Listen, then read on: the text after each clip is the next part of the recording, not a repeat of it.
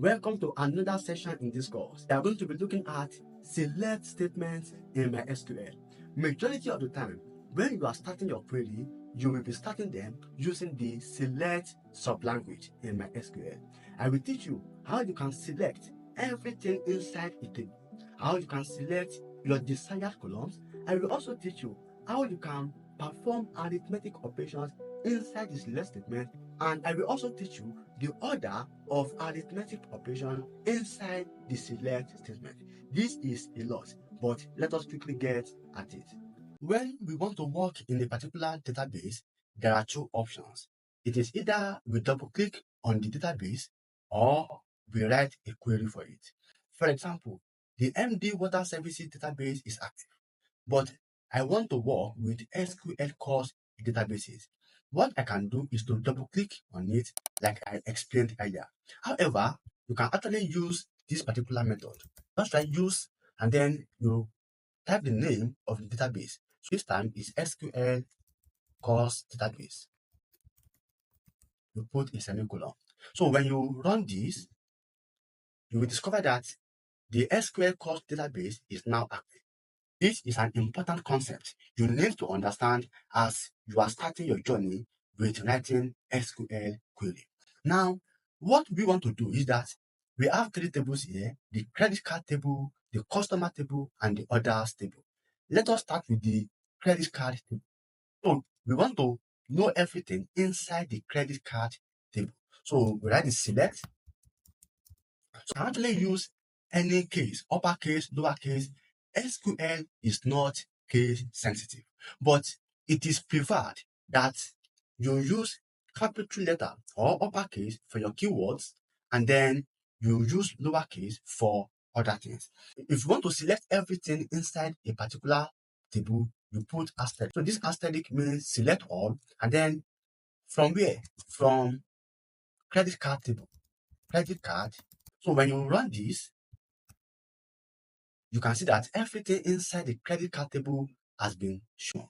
However, writing it in a straight line like this, some people do not like it. So the best way is that you should separate it so that we have the select and whatever you want to write in front of it, and then under it, which I will still show you as we continue. And then from the table you want to use, something like this. Now, sometimes we do not want to select everything in our table. So if you do not want to do that, we want to select the column name. So I can just write it out, let the particular column here, credit card type. So you can actually right click on this and copy field name. So when you copy, you just paste here.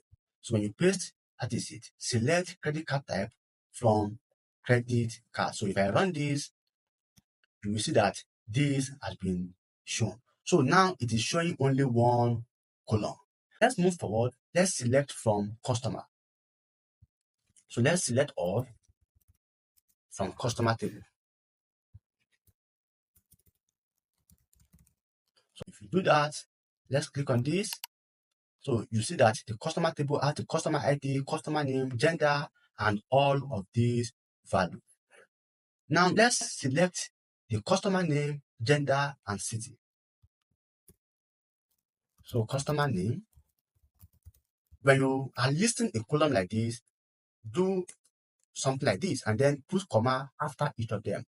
Then the gender, if you watch very well, the gender here is starting with lowercase. The one here is uppercase. It doesn't matter. SQL will still run it. And then city. The city also here start with uppercase, but I'm using lowercase. SQL will still run it. So when we do this, you can see that we have these three columns. Let's go to the others table. So let's say select all from others table. And then let's run it. So this is the others table. It contains a lot of information. So you can see all of them here. Now, let's look at this. We want to check the customer ID, and then we want to choose the day. Let's take those ones. Customer ID. Let's use month. And then The next one we want to use is the order value. Order value. Usually, when you are naming your column, you don't want to put a name that is also a keyword in SQL, because this month is showing this blue color because it is a keyword. So later I will change this to month so that it will not be confusing SQL. Let's run this. We have our customer ID, our month, and order value. So now we can do something like, okay, I don't want order value to come out. So you can just run like as amount, which means that if I run this now, instead of order value, you have amount. You can also perform arithmetic operations. It's order value. When we run this, you can see that we have this column saying order value times 10 plus. So we want it to come out as a cost. And then let's run it again. And see the cost. So you can do something like this. You can create a new column using arithmetic operation. But it is important that your arithmetic operations will follow the Bodmer's principle. So the Bodmer's principle is what it will follow. If you remember Bodmer's in secondary school, this is order of arithmetic operations. Now, let's look at our expression here. There are two outcomes. If we say 10 plus 10, that is 20. 20 times order value. Or we say order value times 10, and then plus whatever this is. Those are the two outcomes. Let us look at the one that MySQL has done. Let us look at 5.2. So 5.2 times 10 is 52, plus 10 is 62. Which means that what SQL did was that it multiplied order value by 10 and then added 10 to it. And that is the order. So bracket is number one, multiplication and division are next before addition and subtraction. Which means that this multiplication will be performed first, which means order value times 10. And for this 5.2 here, that is 5.2 times 10, which is 52. And then plus will come next, making it 62.